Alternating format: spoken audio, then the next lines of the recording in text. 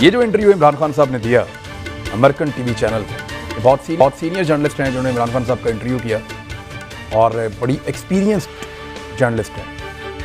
इस इंटरव्यू में बहुत सारी क्लैरिटी आई है। मुझे ऐसा लगता है बड़े गौर से सुनने के बाद, अब तक इमरान खान साहब ने जितने फॉरेन मीडिया को इंटरव्यू दिए हैं, ये उनका सबसे बेहतरीन इंटरव्यू कहा जा सकता है, क्योंकि इसमें कोई सवाल उन्होंने छोड़ा नहीं है। हर चीज़ को क्लैरिटी के साथ बताया कि पाकिस्तान की अफ़गानिस्तान के बारे में क्या पॉलिसी है, तालिबान के बारे में क्या पॉलिसी है, दुनिया को जो गलत फहमियाँ हैं उनका जवाब क्या है, अमेरिका के बारे में पाकिस्तान की क्या पॉलिसी है और इस जंग को और खित्ते को पाकिस्तान किस नज़र से देखता है। एक ऐसा बड़ा सवाल जो इमरान खान साहब पे उठाया गया था कि अगर किसी औरत के साथ जिनसी ज़्यादती हो तो वो औरत खुद जिम्मेदार होती है उस जिनसी ज़्यादती की कम कपड़े पहनने की वजह से। ये तासुर बनाया जा रहा था। उन्होंने ये कहा कभी नहीं था।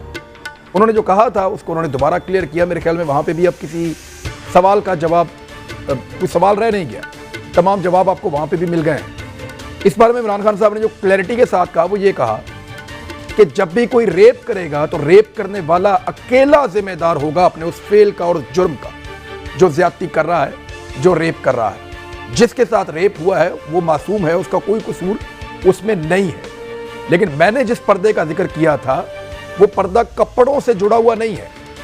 वो पर्दा जो है वो एक कॉन्सेप्ट है और फिर उस कॉन्सेप्ट के ऊपर उन्होंने क्लैरिटी के साथ बात की। वो ये कह रहे थे, क्योंकि इससे पहले भी उन्होंने बेहयाई के बारे में बात की थी, इस फितने को कम करने या ख़त्म करने के बारे में बात की थी। तो वो सियाको सबाक से वो कहते हैं कि मेरे बयान को हटा कर दिखाया गया, लेकिन मैं अभी भी इस बात के ऊपर कायल हूँ और कायम हूँ। और ये कोई अहमकाना बात होगी कि ये कहा जाए कि जिसके साथ ज़्यादती होती है वो भी जिम्मेदार होता है। तो ऐसा नहीं है। जो ज़्यादती करता है वही मुजरिम होता है और वो अकेला इसके लिए जिम्मेदार है।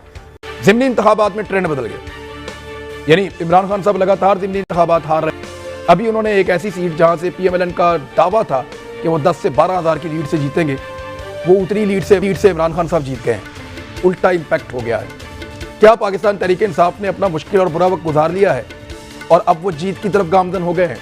आज़ाद कश्मीर में उनका एक वाज़ेह अक्सरियत के जाना, बहुत बड़े पैमाने पर वोट हासिल करना, हालांकि अपोजिशन ने बड़ी तगड़ी कैंपेन की, मरियम ने भी, बिलावल ने भी, दोनों ने, लेकिन इमरान खान का इस बड़े पैमाने पर जीत जाना और उसके बाद साथ ही सियालकोट जहां मुस्लिम लीग नून का गढ़ था इस हल्के के अंदर, वहां से डस्का से ये, और बहुत तगड़ी पार्टी है जिसको हराया है, बड़ा तगड़ा खानदान है सुबहानियों का जो वहां से इलेक्शन हारे हैं।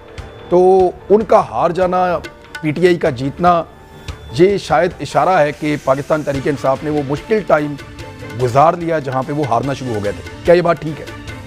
ये भी आज के प्रोग्राम में डिस्कस करेंगे। नाज़रीन, अभी बात करते हैं जी पाकिस्तान तहरीक इंसाफ। ये पाकिस्तान तहरीक इंसाफ, मैं राय साहब आप ही शुरू कर देता हूँ, बल्कि ठहरें एक मिनट, जनरल साहब, ये पाकिस्तान तहरीक इंसाफ किसी ट्रेंड के तहत जीतना शुरू हो गई है या ये अचानक किस्म की उनको कोई कामयाबियां मिल गई हैं? आपको क्या लगता है कि इमरान खान साहब गर्दाब से निकले, अपने एब्सोल्युटली नॉट कर दिया और उन्होंने किसानों को थोड़ी जो है वो सपोर्ट मिल गई 2-3 साल और 2-3 और चीजें हो गई? देखिए, जो पिछले 3 साल तक हम भी क्रिटिसाइज करते रहे PTI को, और आप भी PTI के मतलब मामला इतने बेहतर नहीं हुए कि हम सारे इस पर खुश हो जाएं, लेकिन आप अपोजिशन का हाल बहुत बिगड़ गया हुआ टोटली। उनके पास कोई नैरेटिव है नहीं। उनके इमरान खान के खिलाफ शुरू होकर इमरान खान के खिलाफ ही बात होती है, इस तरह मुल्क नहीं चलते। अपोजिशन के पास चूंकि प्लान कोई नहीं है। On the contrary, PTI particularly इस साल से जब से काम शुरू किया उन्होंने, बजट से लेके और जो जिस तरीके से आपकी जो इकॉनमी डेवलप हो रही है और लोगों को देख रहे हैं कि बड़े बड़े आपके जो प्रोजेक्ट्स हैं वो ऑनलाइन काम शुरू हो गया हुआ उसके ऊपर, चाहे वो आपके डैम्स हैं या आपकी जो एक्सपोर्ट है, या इस किस्म की चीजें, ये लोगों को इफेक्ट करती हैं। फिर किसानों के बारे में आप देखिए, जो पॉलिसी आ रही है किसानों की, हमारी अल्लाह का शुक्र है कि फसलें इस साल बेहतर हुई हैं और किसान जो है वो कंपैरेटिवली पिछले चंद सालों के मुकाबले में अब बेहतर हालत में आ गया है। इसमें ये इफेक्ट भी है इसका।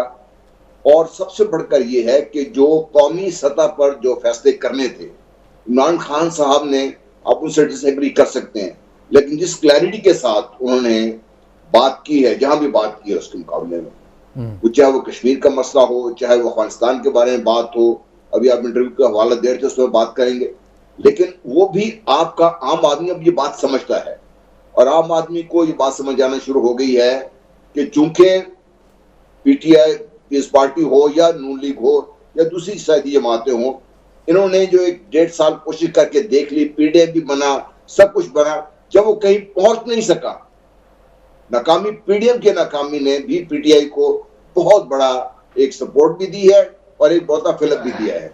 अगर इसी तरह से पीडीएम या अपोजिशन जमातें अपने वाज़े प्रोग्राम के तहत, वाज़े स्ट्रेटजी के तहत ना आई और यही कुछ करती रही, आज एक जलसा कर लिया, बयान दे दिया, उसके बाद आराम से आके सो गए, तो मैं समझता हूँ पीटीआई के लिए फिर मैदान अगले इलेक्शन में भी साफ होगा। कैसर Ahmed Sheikh sahab, same question to you sir.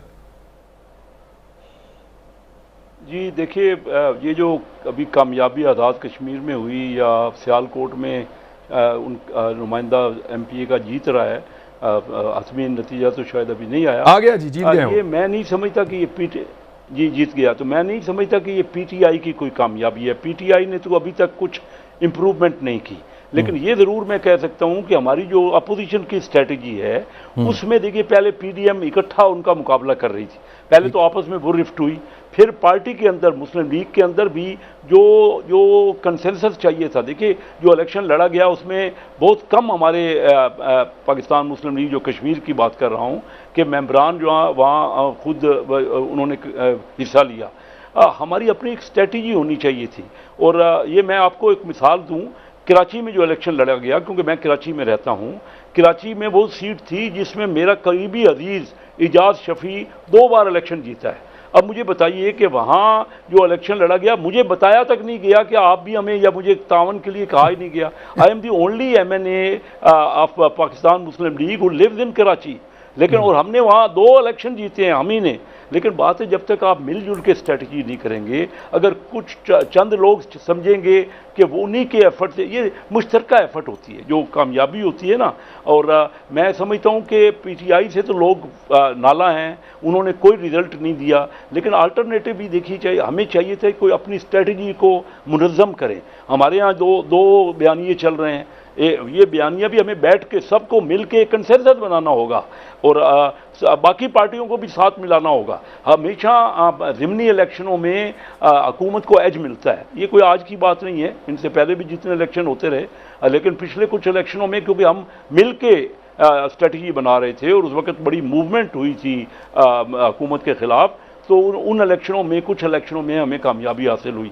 अभी भी देखिए, ज़्यादातर जोर हमें देना चाहिए लोगों के मसाइल पे, जो मुश्किलात हैं, जो बेरोज़गारी है, महंगाई है। हम अगर आपस में ज़ाती बयानिए देंगे, ज़ाती रंजिशें करेंगे, एक दूसरे पे शख्सी हैसियत से हम ज़्यादातर आवाज़ें कसेंगे, जो कि हमारी पार्लियामेंट में भी हम देख रहे हैं और बाहर भी जलसों में देख रहे हैं। तो इससे निकलना होगा, हमें लोगों के मसाइल को और उनके प्रॉब्लम्स को हाईलाइट करना होगा। बहुत बड़े प्रॉब्लम्स हैं, हमारा बहुत आगे बढ़ सकता है। हमारे यहाँ क्या वजह है कि दुनिया का 5वीं बड़ी आबादी वाला मुल्क, हमारी दुनिया की 36वीं इकानमी है, हम 5वीं इकानमी क्यों नहीं है? हम G20 में क्यों नहीं शामिल होते? और हमारे पास पोटेंशियल भी है, स्ट्रेटजी बनानी, पोटेंशियल भी है, वसाइल भी है। खासकर कश्मीर के मामले में तो हमें कश्मीर के मामले में हमारी स्ट्रेटजी दोनों तमाम पार्टियों की वो होनी चाहिए थी कि इंडिया जो मजालिम कर रहा है कश्मीर में, ज्यादा जोर उस पर देना चाहिए था, उसको दीवार के साथ लगे होना चाहिए था। शख्सी और जाती रंजिशों पे जाती लड़ाई वहां ज्यादा लड़ी गई है और इसका इजहार जो है वो कश्मीरियों ने किया, इस मायूसी का इजहार भी किया।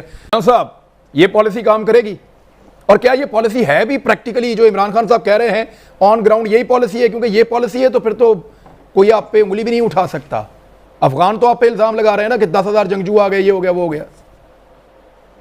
देखिए, इसके अलावा आप पॉलिसी रख नहीं सकते। 3-4 वजूहात। Number 1, America is a power on the decline. Number 2, America के पास कभी कोई स्ट्रेटजी नहीं रही other than use of power. जहां भी देख लीजिए आप, लाखों इंसानों का खून बहाने के बाद अगर वो कौम बैठ गई है तो वहां पे बैठे रहे हैं, अगर कौम खड़ी हो गई है तो वो उसका मुकाबला नहीं कर सके। तो ये तारीख है अमेरिका की जी। दूसरी जंग अजीम के बाद से आज तक अमेरिका ने कोई जंग जीती नहीं है, इकॉनमी उनकी डाउन है। अगले दिन जब जो बाइडेन साहब अपने इंटेलिजेंस कम्युनिटी से बातचीत कर रहे थे, उसमें उन्होंने अफगानिस्तान का जिक्र तक नहीं किया, टेररिज्म की बात तक नहीं की। तीसरी चीज आप देखिए, तालिबान को लेजिटिमेसी किसने दी है? अमेरिका ने दी है। अमेरिका ने दोहा में बैठ के उनसे बातचीत की है, उनका फॉरेन मिनिस्टर गया है, उनसे जाके मिला, बातचीत की है। तालिबान को अफगानिस्तान अमेरिका ने रिकॉग्नाइज कराया है। अगर अमेरिका में कुछ दम होता तो वो जो अफगान हुकूमत है इसको भी साथ यहाँ पे बैठते ना, वो भी साथ में बिठाया होगा इसको। ठीक है। चौथी चीज जो 20 साल तक अमेरिका नहीं कर सका, अब वो चाहता है कि पाकिस्तान को मलबा डाल के पाकिस्तान करे उसका। क्यों करे पाकिस्तान को इंस्टिगेट कर रहे हैं सारे, और पाकिस्तान के अंदर से भी लोग हैं जो ये चाह रहे हैं कि जो लड़ाई दुनिया नहीं लड़ सकी, पाकिस्तान जाके अब वहां पे लड़े अफगानिस्तान में। देखिए तीसरी चौथी पांचवी जो चीज है जो बात कर रहा हूं, तालिबान ने ईरान में जाके बात की उन लोगों से, तालिबान चाइना में जाके बात कर रहे हैं, रशिया में जाके बात की उनसे। तालिबान 1996 वाले तालिबान नहीं है, ये तालिबान मुख्तलिफ लोग हैं। ये बड़े वाज़ेह पॉलिसी के तहत, बड़ी स्ट्रेटजी के तहत सामने आ रहे हैं। ये अमेरिका के पास इसका और कोई जवाब नहीं है। और फाइनल चीज ये है, देखिए अमेरिका ने अफगानिस्तान को इस हालत में इसलिए छोड़ा है कि अफगानिस्तान और पाकिस्तान को कभी स्टेबल देखना नहीं चाहता। इसको वो एक रीजन ऑफ अनस्टेबिलिटी रखना चाहता है। इसलिए रखना चाहता है अगर अमेरिका का इन्फ्लुएंस यहाँ से, ये स्टेबल हो जाते हैं, अमेरिकन इन्फ्लुएंस यहाँ से खत्म हो जाएगा। जब वो होता है तो वन बेल्ट वन रोड और ये कनेक्टिविटी जो पाकिस्तान की पोजीशन है, जो अफगानिस्तान की जो डेवलपमेंट होएगी, सेंट्रल एशियन रिपब्लिक की डेवलपमेंट होएगी, रूस जो उठ के सामने आएगा, चीन जो उठ के सामने आएगा, इस खित्ते से अमेरिकन मफादात का जनाजा निकल जाएगा।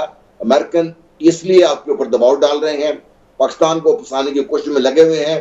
और मैं ये समझता हूं कि प्राइम मिनिस्टर सेंट्रल एशिया में दोबारा रिएक्टिव हो गया रशिया ने, उसने फैसला किया है और कौम उनके साथ है, और ये एडवांटेज मिल रहा है इमरान खान साहब को इस चीज का।